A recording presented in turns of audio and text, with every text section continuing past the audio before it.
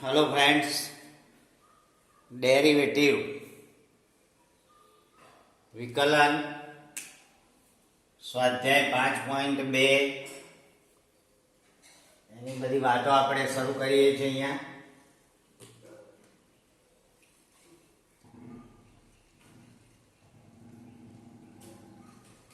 એની અંદર મોટા ભાગે સંયોજિત વિધેયનું વિકલન. સંયોજન કોને કહેવાય? Sine of log x, log of sine x, sine square x, sine x square, sine x cube, cos cube x, cos cube x square, cos of log x, log cos x. આવું બંને લોગનું ત્રિકોણમિતિનું સંયોજન હોય એને સંયોજિત વિધેય કહેવાય. અને એવા વિધેયોનું વિકલન કઈ રીતે કરવું એ આપણે જોઈ રહ્યા છીએ. તો અહીંયા derivative of sine of cos x square equal to પહેલું સ્ટેપ સાઇનનું વિકલન આવશે. પહેલું વિધેય સાઇન છે એટલે cos, અને કૌંસને ધ્યાનમાં નહીં લેવાનું, એનું એ જ લખી દેવાનું. આ સાઇનનું cos x સ્ક્વેર, પછી આ cos અંદરવાળા cosનો વારો એટલે minus sine x square, minus sine x square, પછી એક્સ સ્ક્વેરનો વારો એટલે 2x એટલે equal to minus 2x sine x square અને cos એક્સ સ્ક્વેર. એક સ્ટેપ વિકલન હોય અને બીજું સ્ટેપ એનો જવાબ હોય. બીજો પ્રશ્ન લઈએ. cos sin x, cos of sin x.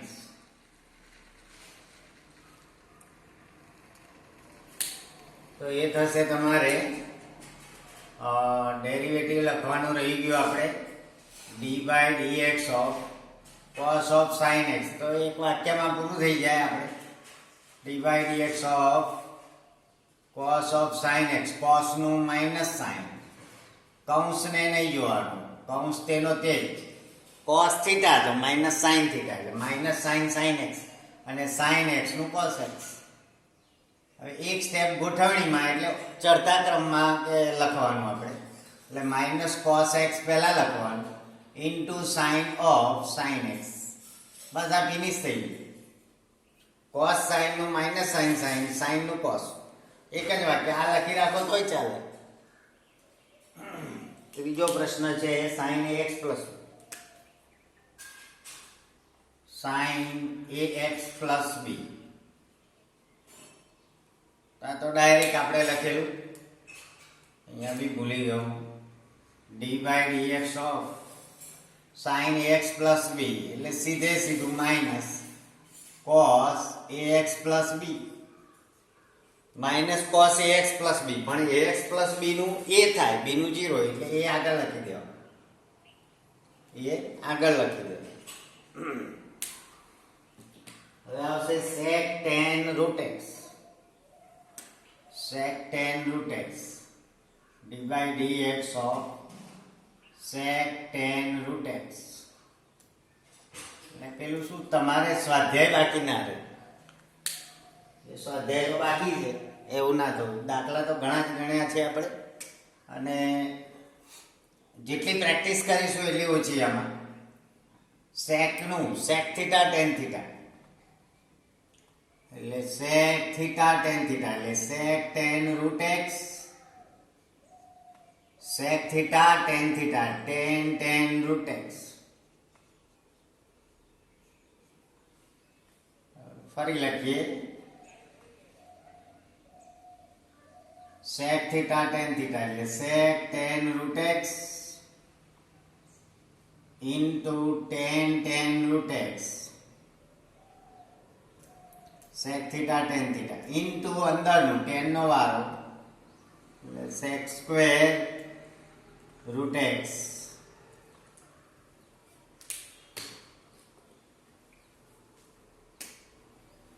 sec theta tan theta sec square root x ને root x નું 1/2 root x.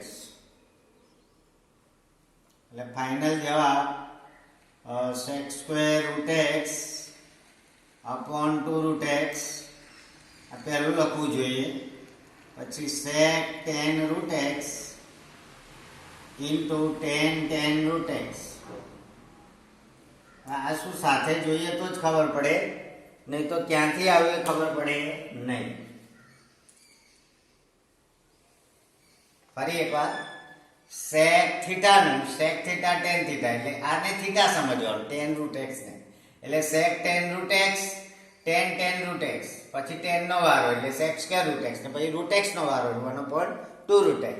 એટલે આપણે જ્યાં સુધી સૂત્રો ના આવડે ત્યાં સુધી બાજુમાં રાખજો સૂત્રો સરસ લખેલા, બરાબર. પાસપોર્ટ સાઈઝનું અથવા તો આપણે જે પાસનું ફોર્મ હોય પાસ હોય એવું કાગળ બનાવી અને તમારે રાખવાનું છે, જોયા કરવાનું છે. વારંવાર દાખલાઓ ગણતા જઈએ તો જ આપણને સૂત્રો તાજા થશે, ડાયરેક્ટ નહીં આવડી જાય. એટલે લખ્યા કરો, સામે રાખો ચાર્ટ બનાવીને. મોબાઈલમાં હું જોઈ લઈશ એમ ના રાખશો, બિલકુલ ભંગાર વાત છે.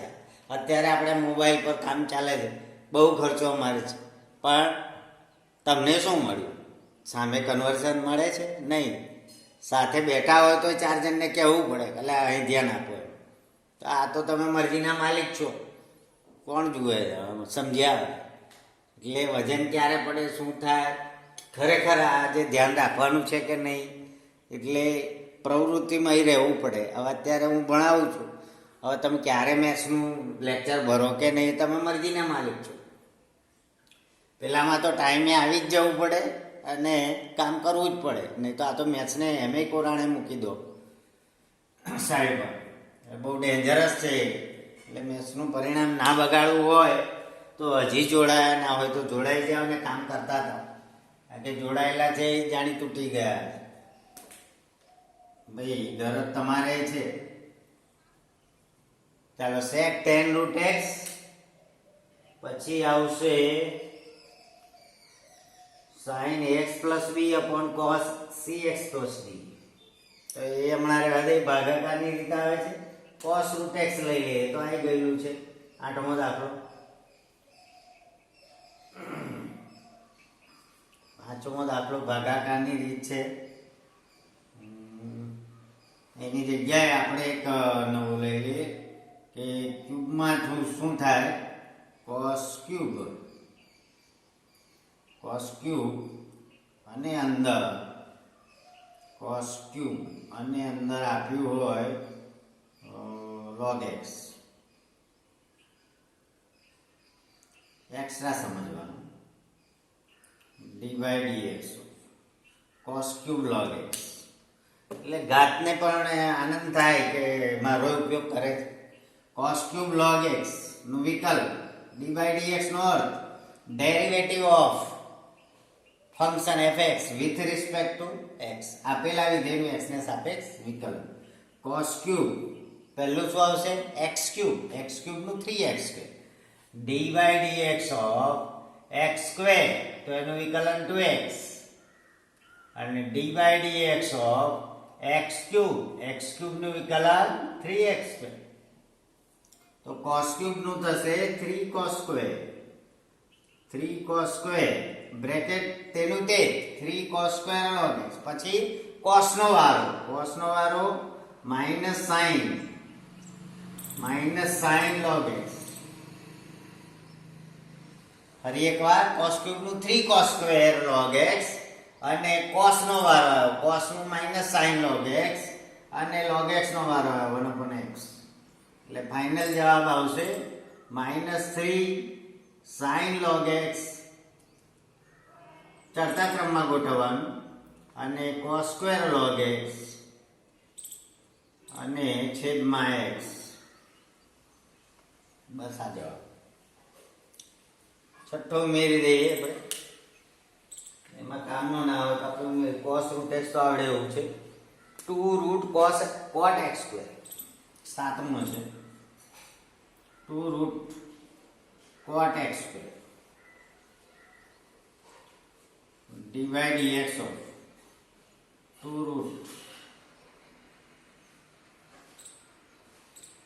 root cot x સ્ક્વેર કરી દઈએ. 2 ની ચિંતા નહીં કરવાની, તો ખાલી છે 2 રૂટ નું 1/2 રૂટ, રૂટ x નું 1/2 રૂટ, પછી કોટ નું માઇનસ કોસેક સ્ક્વેર, પછી જે હોય તે minus cosec square x square. ફરી એકવાર 2 તો પડી રહેવા દેવાની, જે આગળ છે એ 2 પડી રહેવા દેવાની. 2 into 1/2 root cot x square, અને કોટ નું minus cosec square x square, એટલે કોટ નું પતી ગયું. પછી એક્સ સ્ક્વેર નો વારો 2x, એટલે 2 2 ગયા, તો માઇનસ 2x ફાઇનલ જવાબ minus 2x cosec square x square અને છેદમાં રૂટ કોટ એક્સ સ્ક્વેર. સાતમો દાખલો. પછી છઠ્ઠો ને પાંચમો.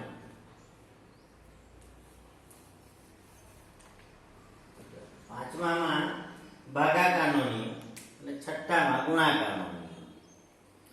એક્ઝામ્પલ 5, સાઇન ax પ્લસ બી છેદમાં cos cx પ્લસ બી. ભાગાકારનો નિયમ બરાબર છે, યાદ કરાય આપણે.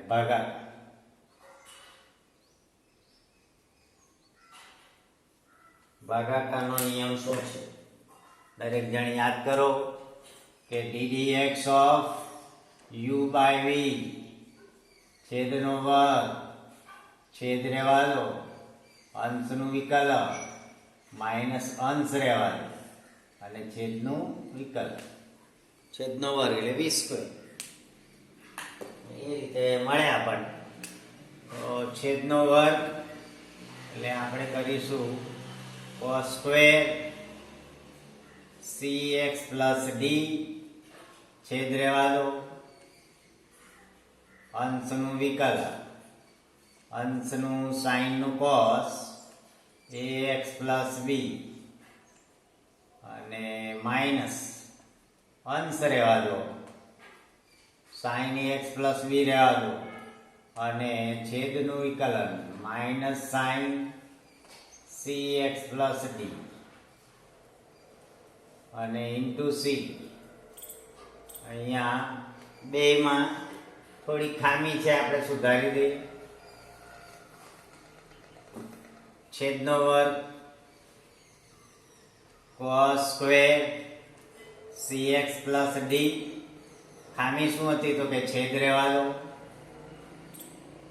અંશનું વિકલન, અંશનું સાઈનનું cos ax પ્લસ બી, પરંતુ ax નું a મૂકવાનું આગળ, આ ખામી હતી. માઇનસ અંશ રહેવા દો, સાઈન ax પ્લસ બી રહેવા દો, ઇન્ટુ છેદનું વિકલન minus sine cx plus d into C,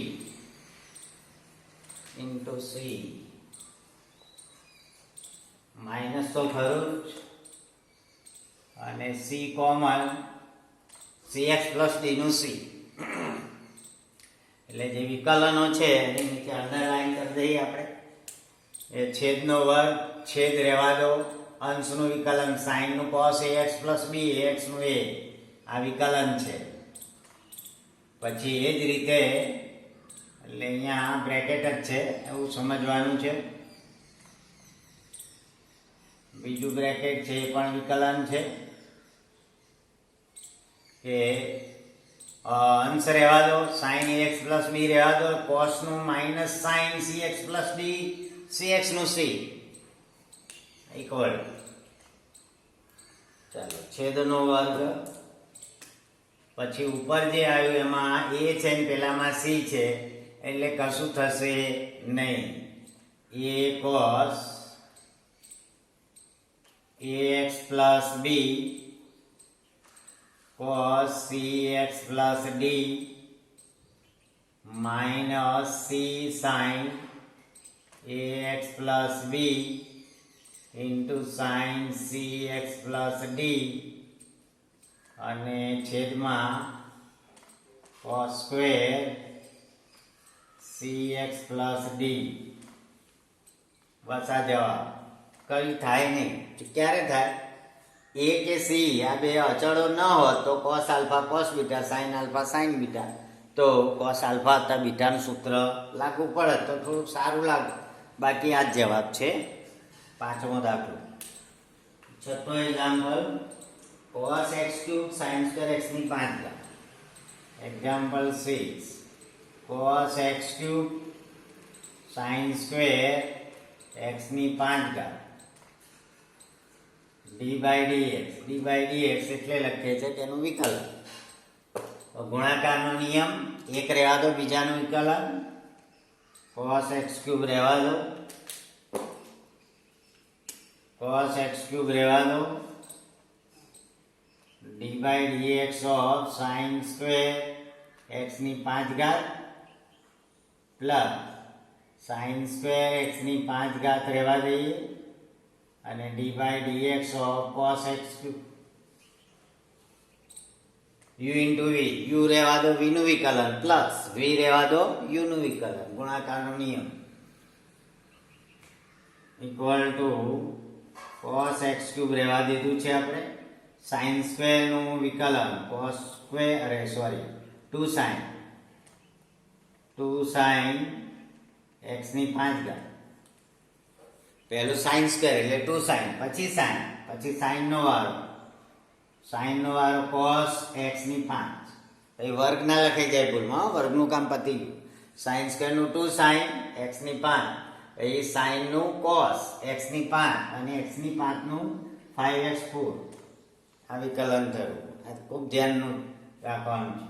plus હવે sin સ્ક્વેર x ની 5 રહેવા દેવાની છે, cos x ક્યુબ નું sin x cube minus sin x cube અને ઇન્ટુ x ક્યુબ નું 3x square minus sin x cube અને ઇન્ટુ x ક્યુબ નું 3x સ્ક્વેર. ફરી એકવાર cos x ક્યુબ રહેવા દઈએ, sin સ્ક્વેર x ની 5 ઘાત એનું વિકલન, તો sin સ્ક્વેર નું 2 sin, x સ્ક્વેર નું 2x, sin સ્ક્વેર નું 2 sin, sin નું cos x ની 5, x ની 5 ઘાતનું nx n -1 એટલે 5x4 પ્લસ પછી આ વસ્તુ રહેવા દે, v રહેવા દો, u નું વિકલન એટલે v રહેવા દેવાનું, u નું વિકલન cos x ની 5 ઘાતનું વિકલન માઇનસ sin x ની 5 ઘાત અને ઇન્ટુ x ક્યુબ નું 3x. ફરીથી sin સ્ક્વેર x ની 5 ઘાત બાકી રાખવાની, cos x ક્યુબ નું માઇનસ sin x ક્યુબ નું 3x. હવે આમાંથી કોમન નીકળતું હોય તો આપણે કાઢવાનું છે. વિકલન જે કર્યું છે એ અલગ છે, એની નીચે અંડરલાઈન કરીએ. cos x ક્યુબ આટલું વિકલન કર્યું છે આપણે, પછી sin સ્ક્વેર x ની 5 બાકીનું વિકલન કર્યું છે, માઇનસ sin x ક્યુબ નું 3x સ્ક્વેર. હવે ઇક્વલ ટુ ફાઇનલ જવાબ તમારો લખતી વખતે cos x ક્યુબ કોમન નીકળે છે નહીં, sin x ની 5 ઘાત cos x ની 5 ઘાત, x ની 5 ઘાત નહીં, x સ્ક્વેર એટલું કોમન નીકળે છે, sin x ક્યુબ નહીં, એ અલગ છે બધું. કઈ કોમન કાઢવાની જરૂર નથી, બસ આ જવાબ માઇનસ એટલું આપણે લખી દઈએ ને ગોઠવીને લખીએ એટલે 5 5 દુ 10 10x4 સૌથી પહેલા લખવા જોઈએ into cos x cube sin x ની 5 ઘાત ઇન્ટુ cos x ની 5 ઘાત, 5 દુ 10 x ની 4 ઘાત પછી cos x cube sin x ની 5 ઘાત cos x ની 5 ઘાત અને અહીંયા minus 3x square sin x cube અને sin સ્ક્વેર x ની 5 ઘાત. બસ આ ફાઇનલ જવાબ. અને અહીંયા આપણે 1 થી 6 દાખલા ગણ્યા સ્વાધ્યાય 5.2 કુલ 10 દાખલા છે. 8મો cos root x થઈ ગયો, 7મો થઈ ગયો એટલે 1 થી 8 થઈ ગયા. હવે 9 10 ખાલી 2 દાખલા છે, ચર્ચા કરીએ એટલે કામ 5.2 છે એ પૂરું થાય. ઉદાહરણ પણ તમને આરામથી આવડી જશે. કાલના દાખલા બી ગણેલા છે, આપણે આગળ જોઈશું. Thank you very much.